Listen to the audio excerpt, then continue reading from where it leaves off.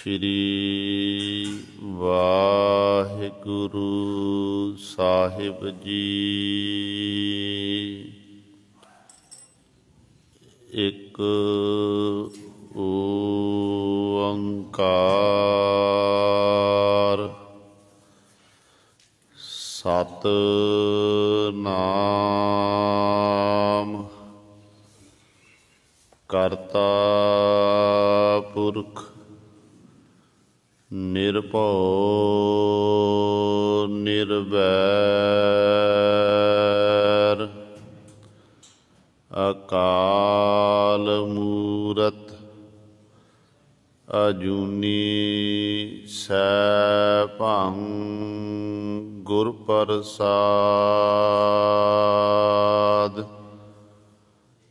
दंडौत बंदन अनक बार।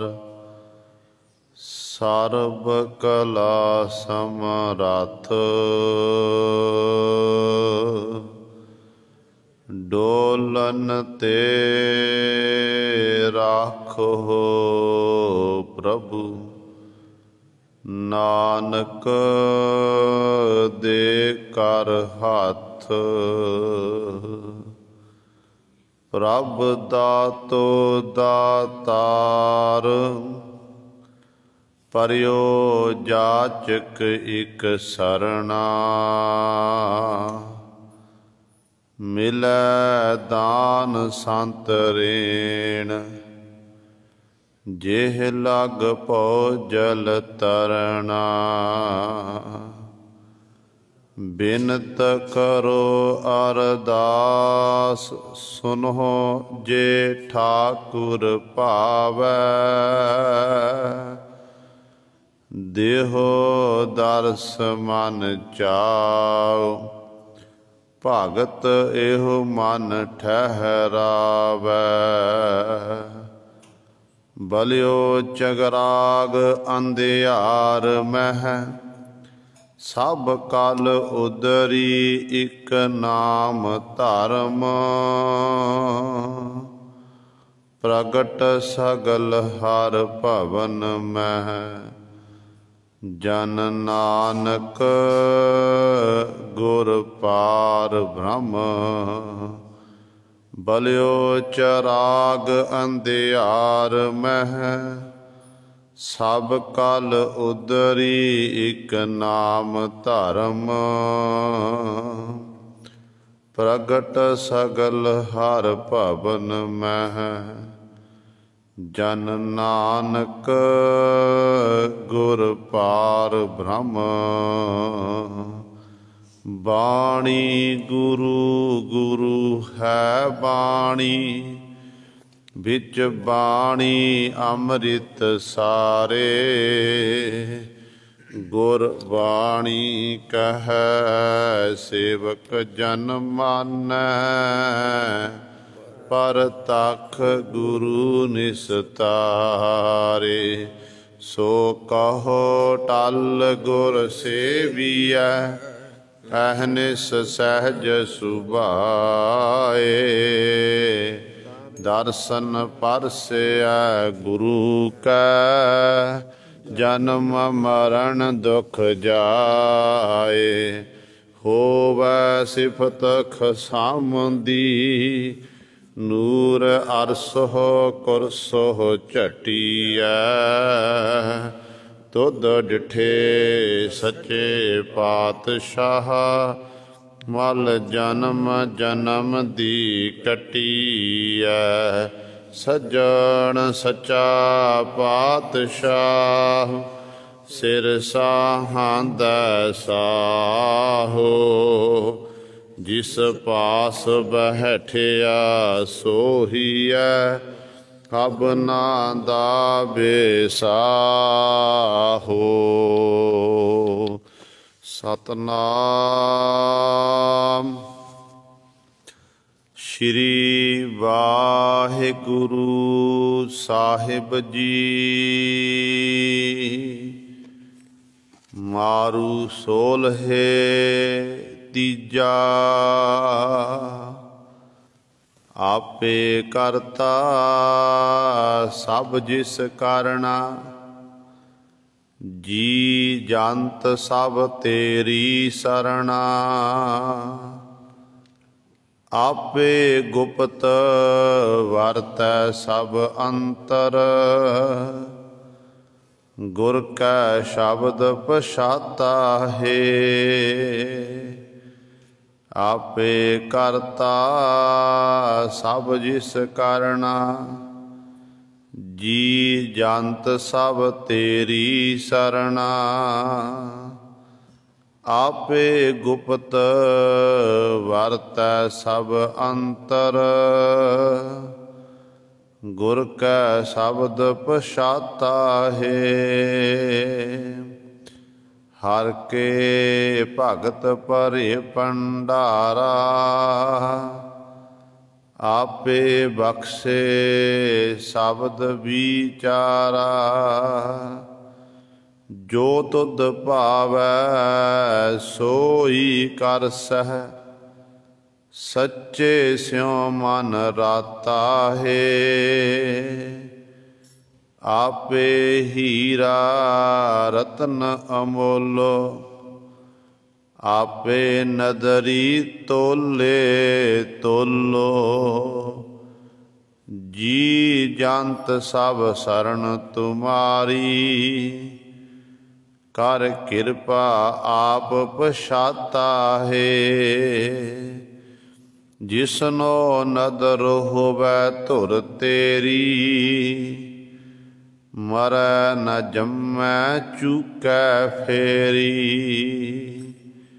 साचे गुण गावै दिन राती,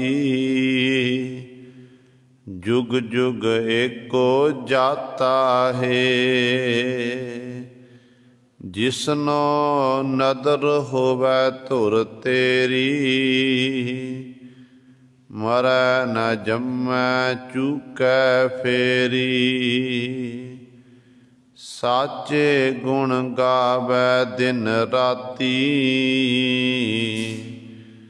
जुग जुग एको जाता है।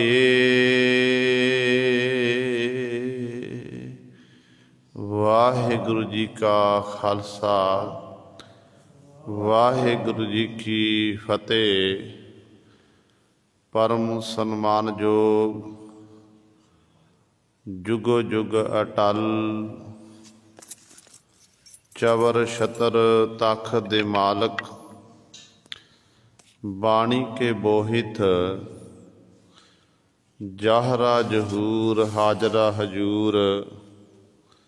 सर्व कला समरथ, गद्दी ते विराजमान।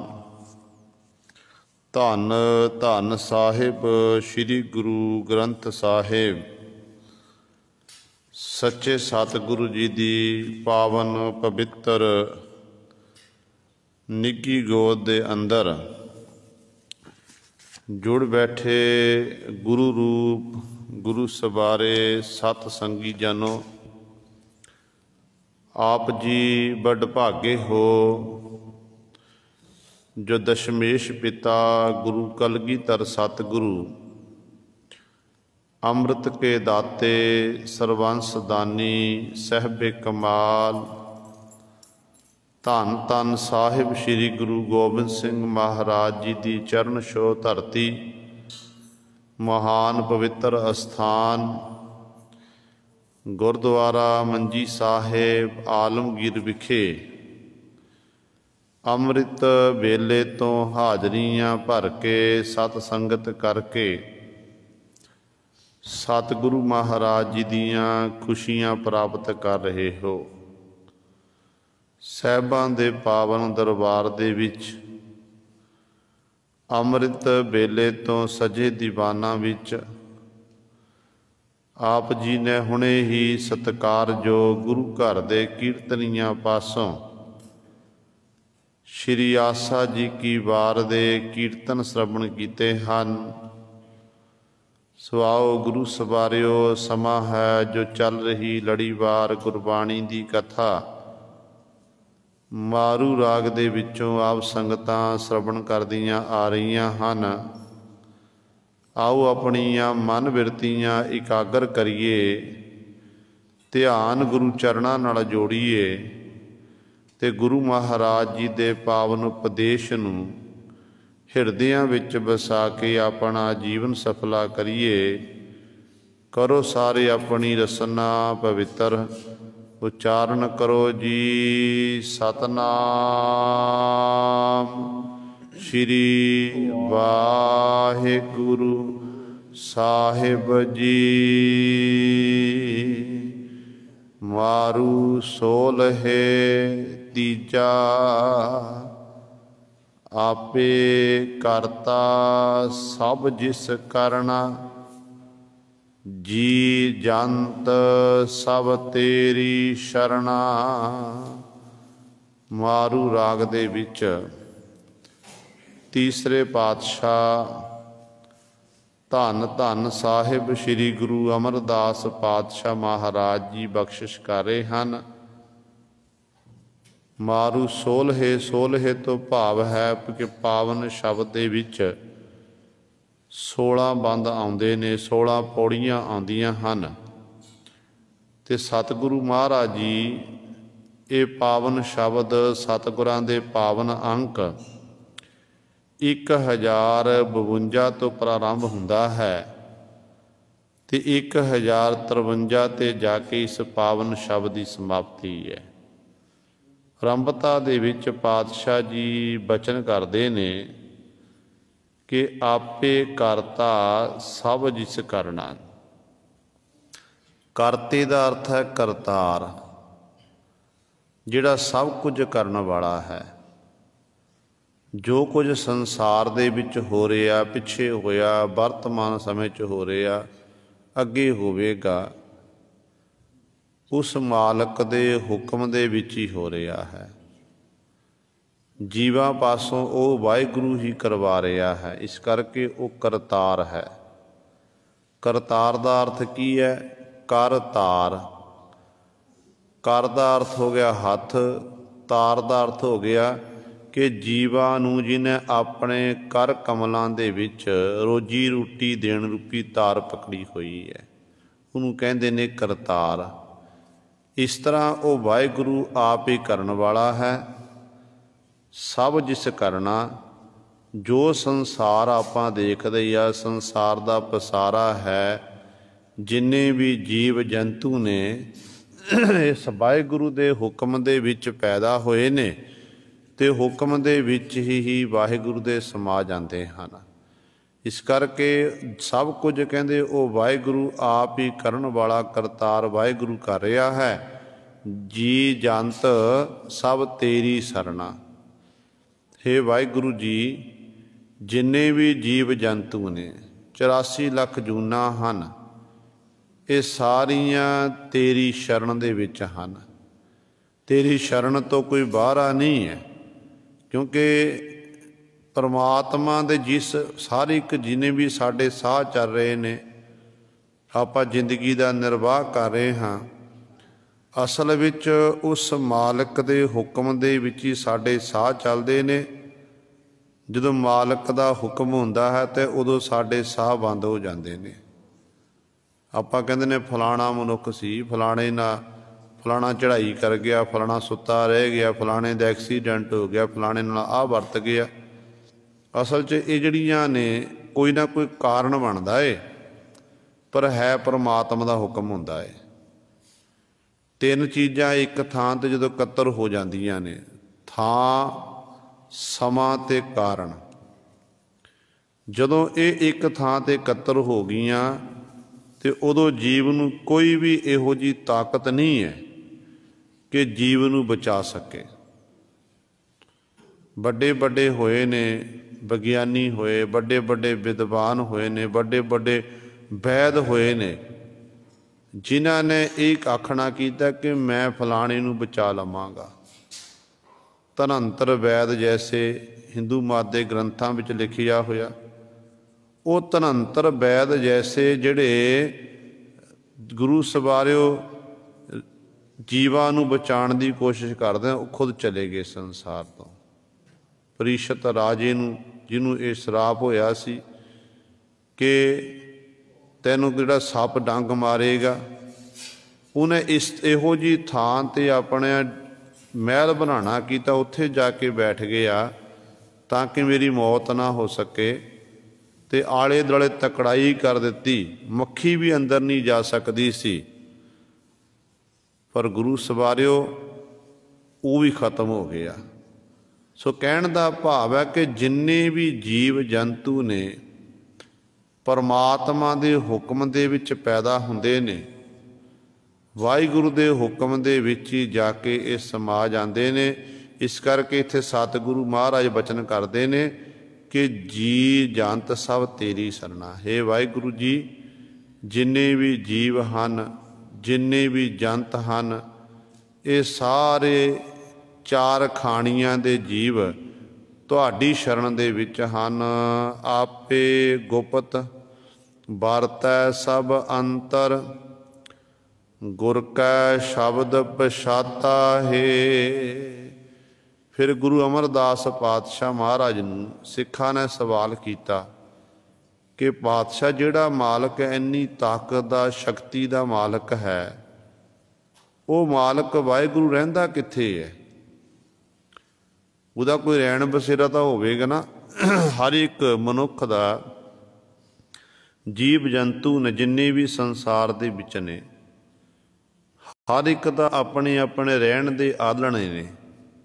ਪੰਛੀ ਦਰੱਖਤਾਂ ਉੱਤੇ ਆਲਣੇ ਪਾਉਂਦੇ ਨੇ, ਕੀੜੇ ਮਕੌੜੇ ਧਰਤੀ ਦੇ ਵਿੱਚ ਗੁਰੂ ਸਵਾਰੇ ਆਪਣੇ ਰਹਿਣ ਲਈ ਥਾਂ ਬਣਾਉਂਦੇ ਹਨ, ਅਤੇ ਕੋਈ ਦਰੱਖਤਾਂ ਦੇ ਵਿੱਚ ਆਪਣੇ ਰਹਿਣ ਲਈ ਥਾਂ ਬਣਾ ਰਿਹਾ ਹੈ। ਮਨੁੱਖ ਨੇ ਵੱਡੇ ਵੱਡੇ ਆਲੀਸ਼ਾਨ ਮਕਾਨ, ਵਧੀਆ ਵਧੀਆ ਕੋਠੀਆਂ, ਬੰਗਲੇ ਟਾਈਪ ਪਾਣਾ ਕੀਤੀਆਂ ਨੇ। ਇਹ ਤਾਂ ਜੀਵ ਜੰਤੂ ਰਹਿ ਰਹੇ ਨੇ, ਪਰ ਪਰਮਾਤਮਾ ਕਿੱਥੇ ਰਹਿੰਦਾ ਹੈ? ਪਰਮਾਤਮਾ ਦੀ ਰਹਿਣ ਦੀ ਥਾਂ ਕਿਹੜੀ ਹੈ? ਇਹ ਸਤਿਗੁਰੂ ਮਹਾਰਾਜ ਨੂੰ ਸਿੱਖਾਂ ਨੇ ਸਵਾਲ ਕੀਤਾ, ਅਤੇ ਪਾਤਸ਼ਾਹ ਕਹਿਣ ਲੱਗੇ, ਉਹ ਗੁਪਤ ਰੂਪ ਦੇ ਵਿੱਚ ਆਪੇ ਗੁਪਤ ਵਰਤੈ ਸਭ ਅੰਤਰ। ਹਰ ਇੱਕ ਜੀਵ ਦੇ ਉਹ ਅੰਦਰ ਵਸ ਰਿਹਾ ਹੈ, ਜਿੰਨੇ ਵੀ ਜੀਵ ਜੰਤੂ ਨੇ। ਪਰ ਉਹਨੂੰ ਪਛਾਣਿਆ ਕਿਵੇਂ ਜਾ ਸਕਦਾ? ਸਤਿਗੁਰੂ ਕਹਿੰਦੇ ਹੈ ਅੰਦਰ ਹੈ, ਪਰ ਕਹਿੰਦੇ ਉਹਨੂੰ ਕੋਈ ਦੇਖ ਨਹੀਂ ਸਕਦਾ। ਸਤਿਗੁਰੂ ਜੀ ਦਰਸ਼ਨ ਦੀਦਾਰੇ ਕਰਨੇ ਹੁਣ ਐਸੇ ਮਾਲਕ ਦੇ, ਪ੍ਰਭੂ ਦੇ, ਫਿਰ ਕਿਵੇਂ ਦੀਦਾਰ ਕਰੀਏ? ਅਤੇ ਪਾਤਸ਼ਾਹ ਕਹਿੰਦੇ ਗੁਰ ਕੈ ਸ਼ਬਦ ਪਛਾਤਾ ਹੈ। ਭਾਈ ਗੁਰੂ ਦੇ ਸ਼ਬਦ ਨਾਲ ਜੁੜਨਾ ਕਰ, ਸ਼ਬਦ ਦਾ ਅਭਿਆਸ ਕਰ। ਜਿਉਂ-ਜਿਉਂ ਸ਼ਬਦ ਨਾਲ ਤੇਰੀ ਨੇੜਤਾ ਬਣਦੀ ਜਾਵੇਗੀ, ਸ਼ਬਦ ਨਾਲ ਤੇਰੀ ਸਾਂਝ ਪੈ ਜਾਵੇਗੀ, ਤਿਉਂ-ਤਿਉਂ ਤੈਨੂੰ ਪਰਿਪੂਰਨ ਪਰਮਾਤਮਾ ਬਿਲਕੁਲ ਨੇੜੇ ਦਿਖਾਈ ਦੇਵੇਗਾ। ਤੈਨੂੰ ਫਿਰ ਬਾਹਰ ਜਾਣ ਦੀ ਲੋੜ ਨਹੀਂ ਪਵੇਗੀ। ਇੱਕ ਹੁੰਦੀ ਹੈ ਤਨ ਦੀ ਨੇੜਤਾ, ਤਨ ਕਰਕੇ ਜਿਵੇਂ ਆਪਾਂ ਗੁਰੂ ਗ੍ਰੰਥ ਸਾਹਿਬ ਮਹਾਰਾਜ ਦੀ ਹਜ਼ੂਰੀ 'ਚ ਬੈਠੇ ਹਾਂ, ਅਤੇ ਇੱਕ ਹੁੰਦੀ ਹੈ ਮਨ ਦੀ ਨੇੜਤਾ। ਅਤੇ ਮਾਫ਼ ਕਰਨਾ, ਬਹੁਤ ਤਦਾਰ ਵੀ ਸਾਡੀ ਹਾਲਤ ਇਹੋ ਜਿਹੀ ਹੈ ਕਿ ਤਨ ਕਰਕੇ ਆਪਾਂ ਨੇੜੇ ਹਾਂ, ਅਤੇ ਮਨ ਕਰਕੇ ਆਪਾਂ ਕੋਹਾਂ ਦੂਰ ਹਾਂ। ਮਨ ਕਰਕੇ ਸਾਡੀ ਸਤਿਗੁਰੂ ਨਾਲ ਬਿਥ ਪਈ ਹੋਈ ਹੈ, ਅਤੇ ਕਈ ਵਾਰੀ ਐਸਾ ਹੁੰਦਾ ਕਿ ਪਤਾ ਨਹੀਂ ਕਿੰਨੀ ਵਾਰੀ ਆਪਾਂ ਗੁਰੂ ਗ੍ਰੰਥ ਸਾਹਿਬ ਮਹਾਰਾਜ ਦੇ ਸਹਿਜ ਪਾਠ ਜਾਂ ਅਖੰਡ ਪਾਠ ਕਰ ਲੈਂਦੇ ਹਾਂ, ਪਰ ਰਸ ਪ੍ਰਾਪਤ ਨਹੀਂ ਹੁੰਦਾ। ਕਾਰਨ ਕੀ ਹੈ? ਕਿ ਤਨ ਕਰਕੇ ਸਤਿਗੁਰ ਨਾਲ ਨੇੜਤਾ, ਅਤੇ ਮਨ ਕਰਕੇ ਆਪਾਂ ਸਤਿਗੁਰ ਤੋਂ ਕੋਹਾਂ ਦੂਰ ਹਾਂ। ਜਦੋਂ ਤੱਕ ਆਪਾਂ ਮਨ ਕਰਕੇ ਸਤਿਗੁਰ ਦੀ ਬਾਣੀ ਨੂੰ ਪੜ੍ਹਦੇ ਨਹੀਂ, ਬਾਣੀ ਨੂੰ ਵਿਚਾਰਦੇ ਨਹੀਂ, ਉਦੋਂ ਤੱਕ ਗੁਰੂ ਸਵਾਰੇ ਗੁਰੂ ਪਾਤਸ਼ਾਹ ਦੀ ਸਾਡੇ ਉੱਤੇ ਬਖਸ਼ਿਸ਼ ਨਹੀਂ ਹੋਣੀ ਹੈ। ਇਸ ਕਰਕੇ ਸਤਿਗੁਰੂ ਕਹਿੰਦੇ ਜੇ ਤੈਂ ਪਰਮੇਸ਼ਰ ਨੂੰ ਪਹਿਚਾਨਣਾ ਭਾਈ, ਪਰਮੇਸ਼ਰ ਨਾਲ ਗੁਣਾਂ ਦੀ ਸਾਂਝ ਪਾਣੀ ਹੈ, ਕਹਿੰਦੇ ਫਿਰ ਤੂੰ ਗੁਰੂ ਦੇ ਸ਼ਬਦ ਨਾਲ ਜੁੜ, ਸ਼ਬਦ ਨਾਲ ਜੁੜ। ਸ਼ਬਦ ਦੇ ਰਾਹੀਂ ਹੀ ਅੰਦਰ ਬੈਠੇ ਹੋਏ ਪਰਮੇਸ਼ਰ ਨੂੰ ਤੂੰ ਪਹਿਚਾਣ ਲਵੇਗਾ। ਹਰ ਕੇ ਭਗਤ ਭਰੇ ਭੰਡਾਰਾ, ਆਪੇ ਬਖਸ਼ੇ ਸ਼ਬਦ ਵਿਚਾਰਾ। ਅਤੇ ਗੁਰੂ ਪਾਤਸ਼ਾਹ ਜੀ ਅਗਲੀ ਪੰਕਤੀ 'ਚ ਬਖਸ਼ਿਸ਼ ਕਰਦੇ ਹਨ, ਕਹਿੰਦੇ ਹਰੀ ਦੇ ਦਰ 'ਤੇ ਹਰੀ ਦੇ ਜਿਹੜੇ ਭਗਤੀ ਦੇ ਭੰਡਾਰ ਭਰੇ ਹੋਏ ਹਨ। ਪਰਮਾਤਮਾ ਨੇ ਭੰਡਾਰੇ ਭਰ ਕੇ ਰੱਖੇ ਹੋਏ ਹਨ ਤੇ ਜਿਹਦੇ ਉੱਤੇ ਮਾਲਕ ਵਾਹਿਗੁਰੂ ਆਪ ਬਖਸ਼ਿਸ਼ ਕਰਦਾ ਨਾ, ਫਿਰ ਉਹੀ ਇਸ ਨਾਮ ਰੂਪੀ ਭੰਡਾਰ ਨੂੰ ਪ੍ਰਾਪਤ ਕਰਦਾ ਤੇ ਗੁਰੂ ਦੇ ਸ਼ਬਦ ਰਾਹੀਂ ਫਿਰ ਵਿਚਾਰ ਕਰਦਾ ਹੈ। ਗੱਲ ਫਿਰ ਸ਼ਬਦ ਤੇ ਮੁੱਕਣੀ ਹੈ। ਸਤਿਗੁਰੂ ਜੀ ਨੇ ਵਾਰ-ਵਾਰ ਸ਼ਬਦ ਦੀ ਗੱਲ ਕੀਤੀ। ਦੇਖੋ, ਗੁਰੂ ਨਾਨਕ ਸਾਹਿਬ ਮਹਾਰਾਜ ਤੋਂ ਲੈ ਕੇ 10ਵੇਂ ਪਾਤਸ਼ਾਹ ਧੰਨ ਗੁਰੂ ਕਲਗੀਆਂ ਵਾਲੇ ਪਾਤਸ਼ਾਹ ਮਹਾਰਾਜ ਤੱਕ 10 ਗੁਰੂ ਸਾਹਿਬਾਨ ਨੇ ਸ਼ਬਦ ਦਾ ਹੀ ਪ੍ਰਚਾਰ ਕੀਤਾ। ਜੇ ਗੁਰੂ ਨਾਨਕ ਸਾਹਿਬ ਮਹਾਰਾਜ ਪਹਿਲੇ ਜਾਮੇ 'ਚ ਸਤਿਗੁਰੂ ਜੀ ਨੇ ਸ਼ਬਦ ਦੀ ਵਡਿਆਈ ਮਹੱਤਤਾ ਦੱਸਣਾ ਕੀਤੀ ਹੈ ਤੇ ਕਲਗੀਧਰ ਪਾਤਸ਼ਾਹ ਮਹਾਰਾਜ ਨੇ 10ਵੇਂ ਜਾਮੇ ਦੇ ਵਿੱਚ ਸਦੀਵੀ ਕਾਲੀ ਸ਼ਬਦ ਗੁਰੂ ਗ੍ਰੰਥ ਸਾਹਿਬ ਮਹਾਰਾਜ ਨੂੰ ਗੁਰਗੱਦੀ ਬਖਸ਼ਿਸ਼ ਕੀਤੀ ਤੇ ਨਾਲ ਪਾਤਸ਼ਾਹ ਨੇ ਇਹ ਬਚਨ ਕਰ ਦਿੱਤੇ। ਕਹਿੰਦੇ ਨੇ ਕਿ ਭਾਈ ਇਹ ਬਾਣੀ ਸ਼ਬਦ ਹੀ ਬ੍ਰਹਮ ਹੈ, ਸ਼ਬਦ ਹੀ ਗੁਰੂ ਹੈ। ਗੁਰੂ ਪਾਤਸ਼ਾਹ ਜੀ ਨੇ ਇੱਥੋਂ ਤੱਕ ਬਚਨ ਕਰਦੇ, ਆਪਾਂ ਸਤਿਗੁਰ ਦੇ ਬਚਨ ਪੜ੍ਹਦੇ ਹਾਂ ਕਿ ਬਾਣੀ ਗੁਰੂ, ਗੁਰੂ ਹੈ ਬਾਣੀ, ਵਿੱਚ ਬਾਣੀ ਅੰਮ੍ਰਿਤ ਸਾਰੇ, ਗੁਰਬਾਣੀ ਕਹੈ ਸੇਵਕ ਜਨ ਮਾਨੈ, ਪ੍ਰਤੱਖ ਗੁਰੂ ਨਿਸਤਾਰੇ। ਸਤਿਗੁਰੂ ਜੀ ਨੇ ਪ੍ਰਤੱਖ ਤੌਰ 'ਤੇ ਦੱਸਣਾ ਕੀਤਾ ਕਿ ਸ਼ਬਦ ਹੀ ਗੁਰੂ ਹੈ। ਜੇਕਰ ਕੁਝ ਪ੍ਰਾਪਤ ਕਰਨਾ, ਗਿਆਨ ਲੈਣਾ ਹੈ, ਗੁਰੂ ਨਾਲ ਨੇੜਤਾ ਵਧਾਉਣੀ ਹੈ ਜਾਂ ਪਰਮੇਸ਼ਰ ਨਾਲ ਇੱਕਮਿਕ ਹੋਣਾ ਹੈ, ਸਿੱਖਾ ਤੈਨੂੰ ਸ਼ਬਦ ਦਾ ਅਭਿਆਸ ਕਰਨਾ ਪਵੇਗਾ। ਜੇ ਸ਼ਬਦ ਦਾ ਅਭਿਆਸ ਕਰਦਾ ਰਹੇਗਾ, ਜਿਉਂ-ਜਿਉਂ ਤੂੰ ਆਪਣੇ ਮਨ ਨੂੰ ਸ਼ਬਦ ਵਿੱਚ ਖਬੋ ਲਵੇਗਾ, ਤਿਉਂ-ਤਿਉਂ ਜਿਹੜੀ ਤੇਰੀ ਨੇੜਤਾ ਹੈ ਉਸ ਪਰਮੇਸ਼ਰ ਵਾਹਿਗੁਰੂ ਦੇ ਨਾਲ ਦਿਨੋਂ ਦਿਨ ਵੱਧਦੀ ਜਾਵੇਗੀ। ਪਰ ਜਦੋਂ ਤੂੰ ਸ਼ਬਦ ਨਾਲ ਟੁੱਟ ਗਿਆ, ਬਾਣੀ ਪੜ੍ਹਨੀ ਛੱਡ ਦਿੱਤੀ, ਬਾਣੀ ਵਿਚਾਰਨੀ ਛੱਡ ਦਿੱਤੀ, ਫਿਰ ਤਿਉਂ-ਤਿਉਂ ਤੇਰੀ ਜਿਹੜੀ ਵਿੱਥ ਹੈ ਪਰਮਾਤਮਾ ਨਾਲ ਹੋਰ ਜ਼ਿਆਦਾ ਵੱਧ ਜਾਵੇਗੀ। ਇਸ ਕਰਕੇ ਪਾਤਸ਼ਾਹ ਇੱਥੇ ਬਚਨ ਕਰਦੇ ਹਨ, ਕਹਿੰਦੇ ਹਰੀ ਦੇ ਦਰ 'ਤੇ ਭਗਤੀ ਦੇ ਭੰਡਾਰ ਭਰੇ ਹੋਏ ਨੇ ਤੇ ਮਾਲਕ ਵਾਹਿਗੁਰੂ ਆਪ ਹੀ ਬਖਸ਼ਿਸ਼ ਕਰਕੇ ਇਹ ਜਿਹੜੇ ਭੰਡਾਰੇ ਨੇ ਆਪਣੇ ਸਿੱਖਾਂ ਨੂੰ ਬਖਸ਼ਿਸ਼ ਕਰਦੇ ਨੇ। ਜਿਹੜਾ ਉਹਦੀ ਸ਼ਰਨ ਵਿੱਚ ਆਉਂਦਾ ਉਹਦੇ ਉੱਤੇ ਬਖਸ਼ਿਸ਼ ਕਰਕੇ ਉਹਨੂੰ ਦਿੰਦਾ ਹੈ ਤੇ ਉਹ ਸ਼ਬਦ ਦੀ ਵਿਚਾਰ ਕਰਦੇ ਹਨ ਤੇ ਪਰਮਾਤਮਾ 'ਚ ਭੇਦ ਹੁੰਦੇ ਨੇ। ਕਈ ਵਾਰੀ ਇਹ ਸਵਾਲ ਪੈਦਾ ਹੁੰਦਾ ਹੈ, ਸੰਸਾਰ ਦੇ ਵਿੱਚ ਇੱਕ ਮਨੁੱਖ ਦੇ ਭੰਡਾਰ, ਮਾਨੇ ਇੱਕ ਰਾਜਾ ਹੈ, ਰਾਜੇ ਦੇ ਭੰਡਾਰੇ ਭਰੇ ਹੋਏ ਨੇ ਤੇ ਰਾਜਾ ਉਹਨਾਂ ਭੰਡਾਰਿਆਂ ਨੂੰ ਗੁਰੂ ਸਵਾਰੇ ਵੰਡਣ ਲੱਗ ਪਿਆ। ਰਾਜੇ ਨੇ ਸਾਲ 6 ਮਹੀਨੇ 2 ਸਾਲ 5 ਸਾਲ ਵੰਡਣਾ ਕੀਤਾ। ਹੌਲੀ ਹੌਲੀ ਉਹ ਭੰਡਾਰੇ ਜਿਹੜੇ ਮੁੱਕ ਗਏ, ਖਤਮ ਹੋ ਗਏ।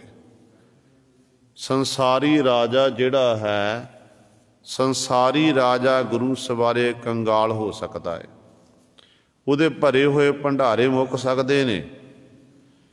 ਕੀ ਪਰਮਾਤਮਾ ਰੂਪੀ ਜਿਹੜਾ ਰਾਜਾ ਹੈ, ਜਿਹੜੇ ਉਹਦੇ ਭੰਡਾਰੇ ਭਰੇ ਹੋਏ ਨੇ, ਕਦੇ ਮੁੱਕ ਸਕਦੇ ਹਨ?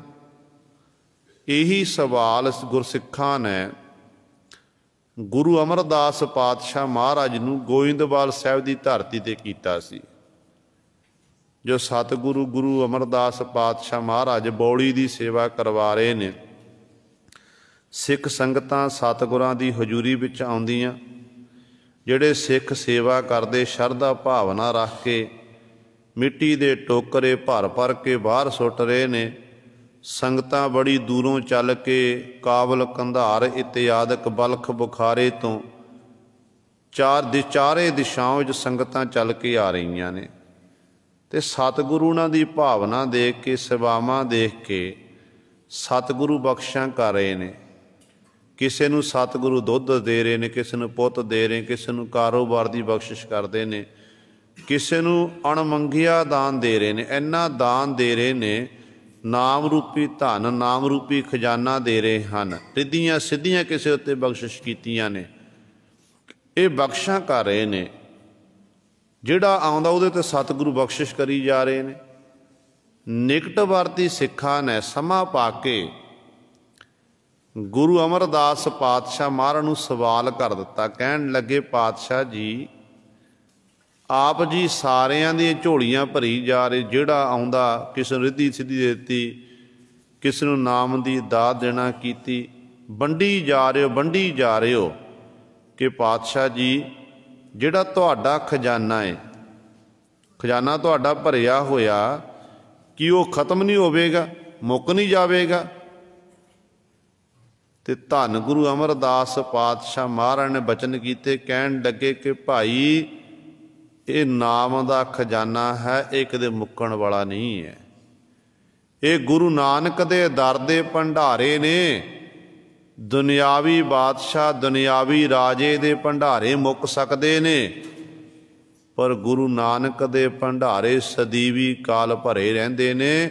ਗੁਰੂ ਨਾਨਕ ਦਾ ਭੰਡਾਰਾ ਅਮੁੱਕ ਹੈ, ਕਦੇ ਮੁੱਕ ਨਹੀਂ ਸਕਦਾ ਹੈ। ਤੇ ਸਤਿਗੁਰੂ ਮਹਾਰਾਜ ਨੇ ਫਿਰ ਬਚਨ ਕੀਤੇ ਨੇ।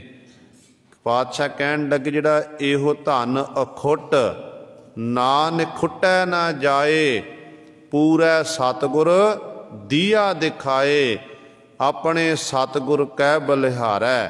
ਤੇ ਪਾਤਸ਼ਾਹ ਨੇ ਸ਼ਬਦ ਉਚਾਰਨ ਕੀਤਾ ਹੈ, ਜਿਹੜਾ ਇਹ ਨਾਮ ਰੂਪੀ ਖਜ਼ਾਨਾ ਨਾ ਭਾਈ ਅਖੁੱਟ ਹੈ, ਮੁੱਕਣ ਵਾਲਾ ਨਹੀਂ ਹੈ, ਨਾ ਇਹਨੂੰ ਕੋਈ ਲਿਜਾ ਸਕਦਾ ਹੈ। ਦੁਨਿਆਵੀ ਧਨ ਸੰਪਦਾ ਹੈ, ਤੇ ਦੁਨਿਆਵੀ ਧਨ ਸੰਪਦਾ ਨੂੰ ਚੋਰ ਚੱਕਾ ਲਿਜਾ ਸਕਦਾ ਹੈ, ਸੰਨ ਲੱਗ ਸਕਦੀ ਹੈ, ਤੇ ਉਹ ਖਤਮ ਹੋ ਸਕਦਾ ਹੈ। ਪਰ ਇਹ ਧਨ ਜਿਹੜਾ ਹੈ ਨਾਮ ਰੂਪੀ ਧਨ ਕਦੇ ਚੋਰੀ ਨਹੀਂ ਹੋ ਸਕਦਾ ਹੈ। ਜੇ ਮੈਂ ਜਪਿਆ ਮੇਰੇ ਕੋਲ ਰਹੇਗਾ, ਤੁਸੀਂ ਜਪਿਆ ਤੁਹਾਡੇ ਕੋਲ ਰਹੇਗਾ। ਜਿਹਨੇ ਇਹ ਨਾਮ ਰੂਪੀ ਧਨ ਇਕੱਤਰ ਕਰ ਲਿਆ ਨਾ, ਉਹ ਖਜ਼ਾਨਾ ਸਾਡਾ ਬੈਂਕ ਬੈਲੈਂਸ ਬਣਦਾ ਜਾ ਰਿਹਾ, ਇਹ ਮੁੱਕੇਗਾ ਨਹੀਂ ਗੁਰੂ ਸਵਾਰਿਓ। ਇਸ ਕਰਕੇ ਸਤਿਗੁਰੂ ਇੱਥੇ ਵੀ ਇਹੀ ਵਚਨ ਕਰਦੇ ਨੇ। ਇਹੀ ਸਵਾਲ ਸਤਿਗੁਰੂ ਮਹਾਰਾਜ ਨੂੰ ਕੀਤਾ ਗਿਆ, ਤੇ ਪਾਤਸ਼ਾਹ ਕਹਿਣ ਲੱਗੇ ਕਿ ਭਾਈ ਜਿਹੜਾ ਇਹ ਪ੍ਰਮਾਤਮਾ ਆਪ ਵੀ ਕਹਿੰਦੇ ਭਗਤੀ ਦੇ ਭੰਡਾਰੇ ਭਰ ਦਿੰਦਾ ਹੈ, ਆਪ ਹੀ ਵਾਹਿਗੁਰੂ ਹਰੀ ਪ੍ਰਮਾਤਮਾ ਬਖਸ਼ਿਸ਼ ਕਰਦਾ, ਭੰਡਾਰੇ ਭਰ ਦਿੰਦਾ, ਤੇ ਆਪੇ ਬਖਸ਼ੇ ਸ਼ਬਦ ਵਿਚਾਰਾ। ਆਪ ਹੀ ਬਖਸ਼ਿਸ਼ ਕਰਕੇ ਸਤਿਗੁਰੂ ਜੀ ਸ਼ਬਦ ਦੀ ਵਿਚਾਰ ਬਖਸ਼ਿਸ਼ ਕਰਦੇ ਹਨ। ਜਿਹੜੇ ਸਤਿਗੁਰੂ ਨੂੰ ਭਾਉਂਦੇ ਚੰਗੇ ਲੱਗਦੇ ਨੇ, ਉਹਨਾਂ ਨੂੰ ਸ਼ਬਦ ਨਾਲ ਜੋੜਦੇ, ਉਹਨਾਂ ਨੂੰ ਸ਼ਬਦ ਦੀ ਵਿਚਾਰ ਬਖਸ਼ਿਸ਼ ਕਰਦੇ। ਸ਼ਬਦ ਦੀ ਵਿਚਾਰ ਦੇ ਰਾਹੀਂ ਉਹ ਆਪਣੇ ਜੀਵਨ ਦਾ ਨਿਰਵਾਹ ਕਰਦੇ ਹਨ, ਇੰਝ ਆਪਣੇ ਜੀਵਨ ਨੂੰ ਬਤੀਤ ਕਰਦੇ ਹਨ। ਜੋ ਤੁਧ ਭਾਵੈ ਸੋਈ ਕਰ ਸਹਿ, ਸੱਚੇ ਸਿਉ ਮਨ ਰਾਤਾ ਹੈ। ਹੇ ਪ੍ਰਭੂ ਜੀ, ਜੋ ਤੁਧ ਭਾਵੈ, ਜੀਵਾਂ ਦੇ ਵੱਸ ਦੀ ਗੱਲ ਨਹੀਂ ਹੈ, ਜੀਵ ਕੁਝ ਨਹੀਂ ਕਰ ਸਕਦੇ। ਜੋ ਤੁਧ ਭਾਵੈ, ਜੋ ਤੈਨੂੰ ਚੰਗਾ ਲੱਗਦਾ ਏ, ਸੋਈ ਕਰ ਸਹਿ, ਤੂੰ ਉਹੀਓ ਕਰਦਾ ਹੈ, ਜੀਵਾ ਪਾਸੋਂ ਉਹੀਓ ਕਰਾਉਂਦਾ ਹੈ। ਸੱਚੇ ਸਿਉ ਮਨ ਰਾਤਾ ਹੈ, ਤੇ ਜਿਹੜੇ ਤੇਰੇ ਪਿਆਰੇ ਨੇ, ਜਿਹੜੇ ਤੈਨੂੰ ਚੰਗੇ ਲੱਗਦੇ ਨੇ ਨਾ, ਉਹਨਾਂ ਉੱਤੇ ਬਖਸ਼ਿਸ਼ ਕਰਦਾ। ਫਿਰ ਉਹਨਾਂ ਦਾ ਜਿਹੜਾ ਮਨ ਹੈ ਸੱਚੇ ਪਰਮੇਸ਼ਰ ਦੇ ਨਾਮ ਦੇ ਚ ਰਾਤਾ ਤਦਾਕਾਰ ਹੋ ਜਾਂਦਾ ਹੈ, ਮਸਤ ਹੋ ਜਾਂਦਾ ਹੈ। ਤੇਰੀ ਬਖਸ਼ਿਸ਼ ਦੇ ਨਾਲ ਹੀ ਮਨ ਕੇਂਦਰਿਤ ਹੋ ਸਕਦਾ ਹੈ, ਤੇਰੀ ਬਖਸ਼ਿਸ਼ ਦੇ ਨਾਲ ਹੀ ਸਾਸ ਗਰਾਸ ਦੁਆਰਾ ਤੂੰ ਉਸ ਮਾਲਕ ਦੀ ਇਬਾਦਤ ਕਰ ਸਕਦਾ। ਜੇ ਤੇਰੀ ਬਖਸ਼ਿਸ਼ ਨਹੀਂ ਹੈ, ਤੇਰੀ ਬਖਸ਼ਿਸ਼ ਤੋਂ ਬਿਨਾਂ ਕੁਝ ਵੀ ਨਹੀਂ ਹੋ ਸਕਦਾ ਹੈ। ਇਸ ਕਰਕੇ ਤੂੰ ਹੀ ਪਰਮਾਤਮਾ ਰਹਿਮਤ ਕਰਦਾ, ਤੂੰ ਹੀ ਕਿਰਪਾ ਕਰਦਾ ਹੈ। ਤੇਰੀ ਕਿਰਪਾ ਦੇ ਨਾਲ ਹੀ ਇਹ ਨਾਮ ਜਪਿਆ ਜਾ ਸਕਦਾ ਹੈ। ਆਪੇ ਹੀਰਾ ਰਤਨ ਅਮੋਲੋ, ਆਪੇ ਨਦਰੀ ਤੋਲੇ ਤੋਲੋ। ਗੁਰੂ ਪਾਤਸ਼ਾਹ ਜੀ ਅਗਲੀ ਪੰਕਤੀ 'ਚ ਬਖਸ਼ਿਸ਼ ਕਰਦੇ ਨੇ, ਸੰਸਾਰ ਦੇ ਵਿੱਚ ਬਹੁਤ ਸਾਰੇ ਖਜ਼ਾਨੇ ਨੇ, ਜਿਨ੍ਹਾਂ ਖਜ਼ਾਨਿਆਂ ਦਾ ਵੱਖਰਾ ਵੱਖਰਾ ਨਾਮ ਹੈ। ਹੀਰੇ, ਪੰਨੇ, ਜਵਾਹਰਾਤ, ਲਾਲ ਇਤਿਆਦਿਕ ਮੋਤੀ, ਇਹ ਬੜੇ ਕੀਮਤੀ ਮੰਨੇ ਗਏ ਨੇ। ਤੇ ਸਤਿਗੁਰੂ ਮਹਾਰਾਜ ਨੂੰ ਪੁੱਛਿਆ, ਜਦੋਂ ਸਮੁੰਦਰ ਦਾ ਮਥਨ ਕੀਤਾ ਸੀ, ਦੇਵਤੇ ਤੇ ਦੈਂਤਾਂ ਨੇ ਇਕੱਤਰ ਹੋ ਕੇ ਹਿੰਦੂ ਮਤ ਦੇ ਅਨੁਸਾਰ ਕਹਿੰਦੇ ਇਕੱਠੇ ਹੋਏ, ਉਹਨਾਂ ਜਦੋਂ ਮਥਨ ਕੀਤਾ ਤੇ ਉਹਨਾਂ ਸਮੁੰਦਰ ਦੇ 14 ਰਤਨ ਨਿਕਲੇ ਸਨ, ਬੜੇ ਕੀਮਤੀ ਸੀ। जिन्हां विचों एक रतन हिंदू मत के अनुसार गुरमत दे विच कोई नहीं है।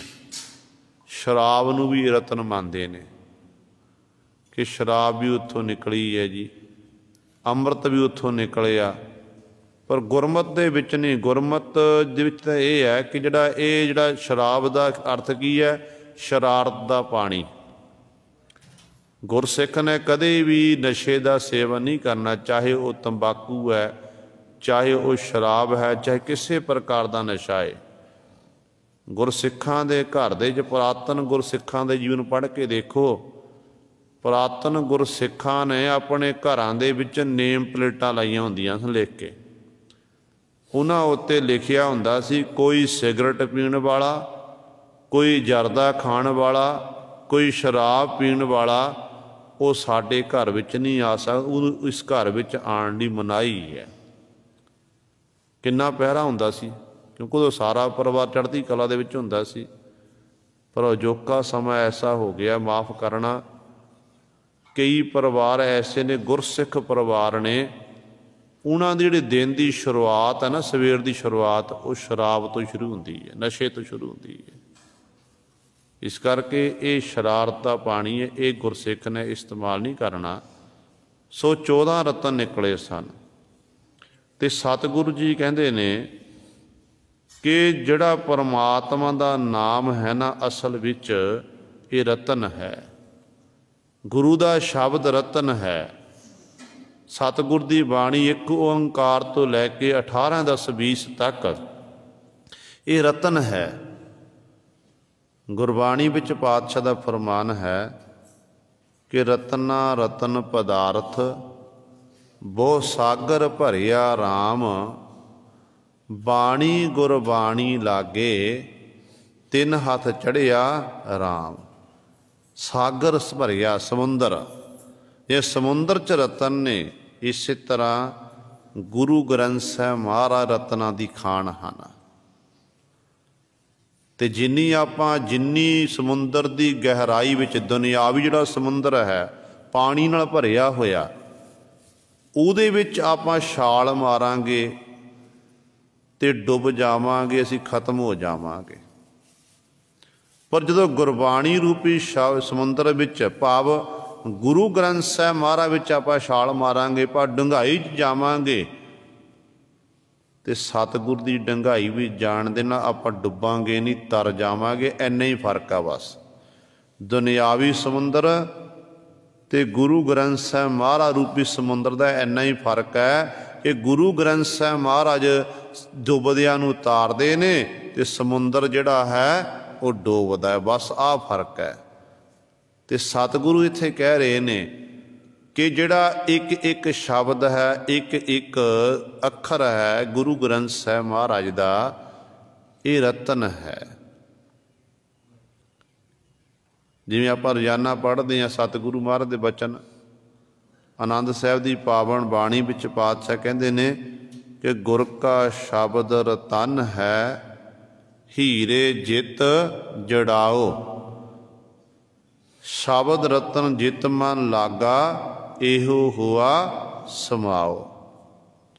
सतगुरु जी ने रोजाना साडी ये बाणी नितनेम दीयां बाणियां ने गुरु पातशाह ने साडे ते बख्शिश कीती है। पर आपां पढ़ जाते हैं, गुरु सरे विचारते नहीं हैं। आनंद साहिब की पावन बाणी 14 जिहड़ियां गुरु साहिब 40 पौड़ियां ने। 40 पौड़ियां विच एक तरह जे आपां ध्यान नाल विचार के पढ़ना करिए ना, कल्ली कल्ली पौड़ी नूं, ते सिद्धियां मुख उत्ते सतगुरु ने चपेड़ा मारना कीतियां ने। बंदे नूं समझाण हित सिद्धियां चपेड़ा मारियां ने,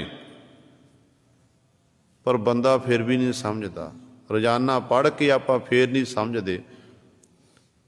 कारण की है कि पढ़ते हैं तो पढ़ के विचार नहीं कर रहे हैं। जिस दिन आपां पढ़ के विचार करन लग पे ना, उस दिन साडी नेड़ता होर ज़्यादा गुरु पातशाह नाल वध जावेगी। तो सतगुरु जी इत्थे बचन करते ने, कहंदे भाई परमात्मा का नाम जिहड़ा है वाहिगुरु आप ही हीरा है, आप ही रतन है, आप ही वाहिगुरु अमोलो, जिहदा कोई मुल नहीं पाया जा सकता। ਦੁਨਿਆਵੀ ਧਨ ਸੰਪਦਾ ਦਾ ਮੁੱਲ ਪੈ ਸਕਦਾ। ਗੁਰਬਾਣੀ ਕਹਿੰਦੀ ਹੈ, ਕੰਚਨ ਸਿਉ ਪਾਈਐ ਨਹੀਂ ਤੋਲ, ਮਨ ਦੇ ਰਾਮ ਲੀਆ ਹੈ ਮੋਲ। ਸੋਨੇ ਚਾਂਦੀ ਦੇ ਨਾਲ, ਦੁਨਿਆਵੀ ਧਨ ਸੰਪਦਾ ਦੇ ਨਾਲ ਜੇ ਕੋਈ ਸੋਚੇ ਨਾ ਨਾਮ ਮਿਲ ਜਾਵੇਗਾ, ਕਹਿੰਦੇ ਨਹੀਂ, ਇੱਥੇ ਤਾਂ ਮਨ ਦੀ ਖੇਡ ਹੈ। ਜਦੋਂ ਮਨ ਦੇ ਦਿੱਤਾ ਉਸ ਮਾਲਕ ਨੂੰ, ਮਨ ਗੁਰੂ ਨੂੰ ਅਰਪਣ ਕਰ ਦਿੱਤਾ, ਮਨ ਕਰਕੇ ਸਭ ਕੁਝ ਫਿਰ ਪ੍ਰਾਪਤ ਹੋ ਜਾਣਾ ਹੈ। ਗੁਰੂ ਨੇ ਬਖਸ਼ਾਂ ਕਰ ਦੇਣੀਆਂ ਹਨ। ਇਸ ਕਰਕੇ ਵਾਹਿਗੁਰੂ ਦਾ ਨਾਮ ਅਮੁੱਲ ਹੈ। ਉਹਦਾ ਕੋਈ ਹੱਦ ਬੰਨਾ ਨਹੀਂ ਹੈ, ਉਹਦਾ ਮੁੱਲ ਨਹੀਂ ਪਾ ਸਕਦਾ ਹੈ। ਆਪੇ ਨਦਰੀ ਤੋਲੇ ਤੋਲੋ। ਵਾਹਿਗੁਰੂ ਆਪ ਹੀ ਅਕਾਲ ਪੁਰਖ ਨਦਰ ਕਰਦਾ, ਮਿਹਰ ਕਰਦਾ। ਨਦਰ ਕਰਕੇ ਆਪ ਹੀ ਗੁਰੂ ਸਵਾਰਿਓ ਵਿਚਾਰ ਰੂਪੀ ਬੱਟਿਆਂ ਵਿੱਚ ਫਿਰ ਤੋਲ ਦਿੰਦਾ। ਜੀਵ ਦੇ ਕੀਤੇ ਹੋਏ ਜਿਹੜੇ ਕਰਮ ਨੇ, ਹਿਸਾਬ ਕਿਤਾਬ ਪਰਮਾਤਮਾ ਆਪ ਹੀ ਕਰਦਾ ਹੈ। ਚੰਗੇ ਮਾੜੇ ਜਿਹੜੇ ਕੰਮ ਕਰਨੇ ਜ਼ਿੰਦਗੀ 'ਚ, ਇਕੱਲੇ ਇਕੱਲੇ ਕਰਮ ਦਾ ਹਿਸਾਬ ਕਿਤਾਬ ਪਰਮਾਤਮਾ ਦੀ ਦਰਗਾਹ ਵਿਖੇ ਹੁੰਦਾ ਹੈ। ਇਸ ਕਰਕੇ ਉਹ ਵਾਹਿਗੁਰੂ ਆਪ ਹੀ ਤੁਰਨ ਵਾਲਾ ਹੈ। ਜੀ ਜੰਤ ਸਭ ਸਰਨ ਤੁਮਾਰੀ, ਕਰ ਕਿਰਪਾ ਆਪ ਪਛਾਤਾ ਹੈ। ਹੇ ਪ੍ਰਭੂ ਜੀ, ਜਿੰਨੇ ਵੀ ਜੀ ਹਨ, ਜੰਤੂ ਹਨ, 84 ਲੱਖ ਜੂਨਾਂ ਹਨ, ਇਹ ਤੁਹਾਡੀ ਸ਼ਰਨ ਵਿੱਚ ਆਈਆਂ ਹਨ, ਤੁਹਾਡੀ ਸ਼ਰਨ ਵਿੱਚ ਨੇ। ਕਰ ਕਿਰਪਾ ਆਪ ਪਛਾਈ ਨਾ, ਸਾਰੇ ਤੁਹਾਡੀ ਸ਼ਰਨ ਦੇ ਵਿੱਚ ਨੇ। ਪਰ ਜਿਨ੍ਹਾਂ ਉੱਤੇ ਤੂੰ ਕਿਰਪਾ ਕਰਦਾ, ਮਿਹਰ ਕਰਦਾ ਏ, ਅਸਲ ਵਿੱਚ ਉਹ ਆਪ ਪਛਾਤਾ ਹੈ। ਆਪ ਕਹਿੰਦੇ ਫਿਰ ਉਹ ਪਰਮਾਤਮਾ ਨੂੰ ਪਹਿਚਾਣ ਲੈਂਦੇ ਨੇ ਜਿਨ੍ਹਾਂ ਉੱਤੇ ਤੇਰੀ ਮਿਹਰ ਹੁੰਦੀ ਹੈ। ਸਾਰੇ ਸ਼ਰਨ ਦੇ ਵਿੱਚ ਨੇ, ਪਰ ਬਖਸ਼ਿਸ਼ ਇੱਕ ਅੱਧੇ ਉੱਤੇ ਹੁੰਦੀ ਹੈ। ਕੋਟਨ ਮੈਂ ਨਾਨਕ ਕਹੂ, ਨਾਰਾਇਣ ਜਿਹ ਚੀਤ। ਇੱਕ ਅੱਧੇ ਉੱਤੇ ਬਖਸ਼ਿਸ਼ ਹੁੰਦੀ ਹੈ। ਇਸ ਤਰ੍ਹਾਂ ਜਿਹੜੇ ਉੱਤੇ ਬਖਸ਼ਿਸ਼ ਹੁੰਦੀ ਹੈ, ਫਿਰ ਉਹ ਉਸ ਮਾਲਕ ਨੂੰ ਪਹਿਚਾਣ ਲੈਂਦੇ ਨੇ। ਅੱਜ ਗੁਰੂ ਸਵਾਰ ਜਿੱਥੇ ਆਪਾਂ ਗੁਰਬਾਣੀ ਦੀ ਲੜੀਵਾਰ ਵਿਚਾਰ ਕਥਾ ਸਰਵਣ ਕਰਦੇ ਹਾਂ, ਉੱਥੇ ਅੱਜ ਉਹਨਾਂ ਮਹਾਨ ਸ਼ਹੀਦ ਸਿੰਘਾਂ ਦਾ ਦਿਨ ਵੀ ਹੈ, ਜਿਹੜੇ ਇੱਕ ਸਮੇਂ ਦੇ ਵਿੱਚ ਬਹੁਤ ਵੱਡਾ ਸਿੱਖ ਕੌਮ ਦਾ ਨੁਕਸਾਨ ਹੋਇਆ ਸੀ, ਜਿਹਨੂੰ ਨਰਸੰਹਾਰ ਭਾਵ ਇੰਨਾ ਵੱਡਾ ਹਮਲਾ ਹੋਇਆ ਸੀ, ਜਿਹਦੇ ਵਿੱਚ ਤਕਰੀਬਨ ਇਤਿਹਾਸਕਾਰਾਂ ਮੁਤਾਬਕ ਕਈ 35,000 ਸਿੱਖ ਦੱਸਦੇ ਨੇ ਅਤੇ ਕਈ 40,000 ਦੱਸਦੇ ਨੇ, ਜਿਹਨੂੰ ਆਪਾਂ ਵੱਡੇ ਘੱਲੂਘਾਰੇ ਦੇ ਨਾਮ ਨਾਲ ਜਾਣਦੇ ਹਾਂ। ਸੰਗਰੂਰ ਦੇ ਵਿੱਚ ਆਪਣੇ ਨੇੜੇ ਹੀ ਨਗਰ ਹੈ ਕੁੱਪ ਰਹੀੜਾਂ, ਜਿੱਥੇ ਇੱਕ ਘਮਸਾਣ ਦਾ ਯੁੱਧ ਹੋਇਆ। ਸਿੱਖ ਕੌਮ ਦੇ ਮਹਾਨ ਵੱਡੇ ਵੱਡੇ ਜਰਨੈਲ, ਮਿਸਲਾਂ ਦੇ ਸਰਦਾਰ ਜੱਸਾ ਸਿੰਘ ਆਹਲੂਵਾਲੀਆ ਇਤਿਆਦਿਕ ਹੋਰ ਜਿੰਨੇ ਸਨ, ਘਮਸਾਣ ਦਾ ਯੁੱਧ ਕੀਤਾ ਅਤੇ ਬਹੁਤ ਵੱਡਾ ਸਿੱਖ ਕੌਮ ਦਾ ਨੁਕਸਾਨ ਹੋਇਆ ਸੀ। ਵੱਡੇ ਵੱਡੇ ਜਰਨੈਲ ਸ਼ਹੀਦ ਹੋ ਗਏ ਸਨ। ਕਿਉਂਕਿ 3 ਘੱਲੂਘਾਰੇ ਇਤਿਹਾਸ ਦੇ ਵਿੱਚ ਨੇ। ਇੱਕ ਜਿਹੜਾ ਹੈ ਕਾਹਨੂੰਵਾਲ ਦਾ ਘੱਲੂਘਾਰਾ, ਜੋ ਸੰਨ 1746 ਦੇ ਵਿੱਚ ਹੋਇਆ ਗੁਰਦਾਸਪੁਰ ਦੀ ਧਰਤੀ 'ਤੇ। ਦੂਜਾ ਹੈ ਇਹ ਜਿਹੜਾ ਸੰਨ 1762 ਦੇ ਵਿੱਚ ਹੋਇਆ, ਅਤੇ ਤੀਜਾ ਜਿਹੜਾ ਗੁਰੂ ਸਵਾਰਿਓ ਜੂਨ 1984 ਦੇ ਵਿੱਚ, ਜਿੱਥੇ ਸ਼੍ਰੀ ਅਕਾਲ ਤਖ਼ਤ ਸਾਹਿਬ 'ਤੇ ਹਮਲਾ ਕੀਤਾ ਗਿਆ, ਜਿਹਦੇ ਵਿੱਚ ਸੰਤ ਜਰਨੈਲ ਸਿੰਘ ਭਿੰਡਰਾਂ ਵਾਲੇ ਮਹਾਂਪੁਰਖ, ਹੋਰ ਅਨੇਕਾਂ ਜਿਹੜੇ ਬਿਲਕੁਲ ਨਿਰਦੋਸ਼ ਸੀ, ਜਿਹੜੇ ਕੇਵਲ ਸ਼ਰਧਾ ਭਾਵਨਾ ਰੱਖ ਕੇ ਗੁਰੂ ਰਾਮਦਾਸ ਪਾਤਸ਼ਾਹ ਦੇ ਪਾਵਨ ਸਥਾਨ 'ਤੇ ਸਜਦਾ ਕਰਨ ਗਏ ਸਨ, ਨਮਸਕਾਰ ਕਰਨ ਗਏ ਸਨ। ਗੁਰੂ ਅਰਜਨ ਦੇਵ ਮਹਾਰਾਜ ਦਾ ਸ਼ਹੀਦੀ ਦਿਹਾੜਾ ਮਨਾਉਣ ਵਾਸਤੇ ਗਏ ਸੀ। ਉਹਨਾਂ ਵਿੱਚ ਬੱਚੇ ਵੀ ਸੀ, ਉਹਨਾਂ ਵਿੱਚ ਬਜ਼ੁਰਗ ਵੀ ਸੀ, ਉਹਨਾਂ ਦੇ ਵਿੱਚ ਨੌਜਵਾਨ ਵੀ ਸਨ। ਇਹ 3 ਘੱਲੂਘਾਰੇ ਨੇ। ਸੰਨ 1761 ਦੀ ਜਿਹੜੀ